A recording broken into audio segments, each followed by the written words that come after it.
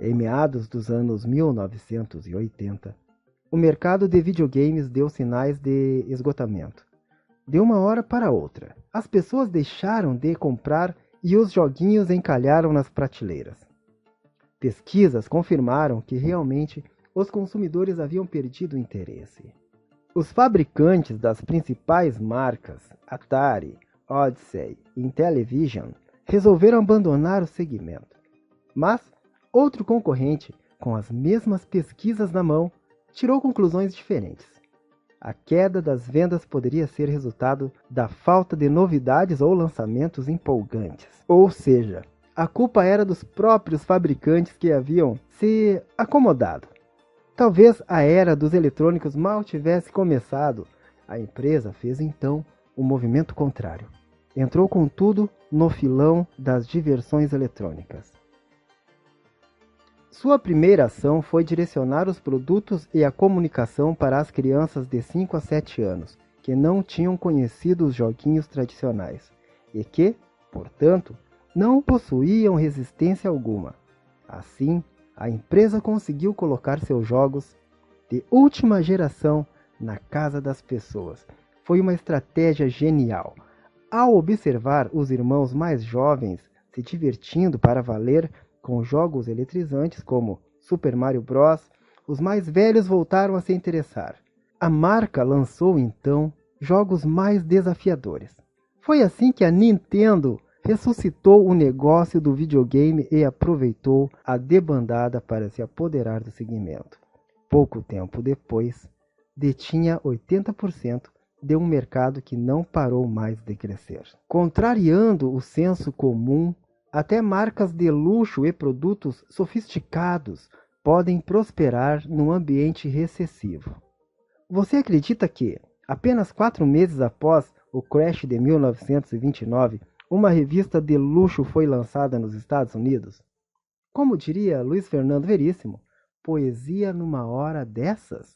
Em pleno terremoto financeiro, surgiu uma publicação refinada falando de economia, vinhos raros, hobbies utilizados e artigos caros.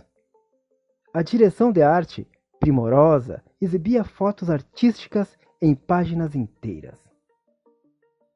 O preço também parecia inadequado, 4 vezes maior do que as outras revistas destinadas ao mesmo público. Para dificultar ainda mais, a nova publicação não estava disponível nas bancas. Só podia ser adquirida através de assinaturas. E não é que, apesar de tudo, em pouco tempo o novo título cresceu e conquistou o que restava dos leitores de alta renda.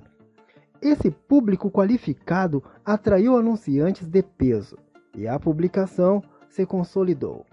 Esta é a história da Fortune, uma revista de tamanho e impacto que, praticamente, inventou o jornalismo de negócios como o conhecemos hoje. Quando as vendas minguam, é comum as empresas apelarem para descontos, promoções e até guerras de preço. Mas é preciso conter o desespero e fazer isso de forma planejada, sob risco de destruir a imagem da marca.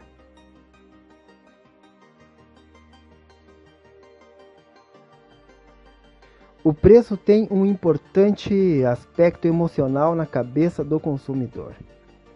Quando compra algo, o cliente atribui ao produto um valor percebido. Ao ser impactado por descontos e promoções de forma indiscriminada, o sujeito passa a colocar em dúvida o real valor do item. Resultado: passada a crise, o fabricante não conseguirá mais praticar os preços anteriores. Além disso, restaurar a aura de uma marca costuma ser uma tarefa difícil, demorada e bastante cara. O ideal é buscar saídas alternativas, como mostra o exemplo a seguir, envolvendo outra marca sofisticada que aproveitou a Grande Depressão para crescer. Lembrando que você está no canal Livro de Orelha. Está gostando dessa leitura? Então deixe seu like, compartilhe, inscreva-se no canal e deixe nos comentários o que você acha destas oportunidades disfarçadas que aparecem em meio a tantas crises. Seguindo a leitura, então, assim como aconteceu com toda a indústria automobilística americana, as vendas da Cadillac também despencaram nos anos 1930. Mas, ao contrário da concorrência que partiu para a guerra de preços pura e simples, a Cadillac seguiu por outro caminho. O novo presidente da montadora, Nicholas Dreystadt, acreditava que o consumo havia baixado momentaneamente, mas que as pessoas continuavam a sonhar com luxo e status. Em vez de se render às liquidações, Nicholas resolveu apostar mais ainda na exclusividade. Ele anunciou para uma equipe perplexa: ao contrário do que vocês todos pensam, a Cadillac não compete com outras montadoras. Nós competimos com diamantes e casacos de Vison. O cliente Cadillac não compra meio de transporte, ele compra status. Nossa única saída é tornar nossos carros ainda mais exclusivos, a marca ainda mais desejada. Para oferecer preços competitivos, sem comprometer a margem de lucro da companhia, o presidente lutou ferozmente para baixar os custos de fabricação. Mas o foco do executivo era outro: descobrir alguma oportunidade disfarçada. E Nicholas conseguiu. Ele percebeu que havia despontado na sociedade uma elite negra endinheirada, formada por advogados, médicos, lutadores de boxe e cantores. Gente que não tinha acesso a símbolos de status. Na época, havia uma rígida segregação racial nos Estados Unidos e diversos produtos de luxo, incluindo carros, eram vendidos somente para os brancos. De olho nesse mercado inexplorado e pressionada pela situação, a Cadillac ousou oferecer seus veículos também para os negros. Claro que houve retaliações e manifestações contrárias, mas o resultado compensou. Em apenas 2 anos, as vendas subiram 70%. As pessoas acreditavam que, em momentos de dificuldades financeiras, devem investir em produtos populares, de preferência aqueles relacionados às necessidades básicas da população, alimentação e vestuário. Afinal, não importa quão ruim esteja a economia, o ser humano nunca deixa de comer e se vestir. Faz sentido. O problema é que, novamente, todo mundo pensa da mesma forma.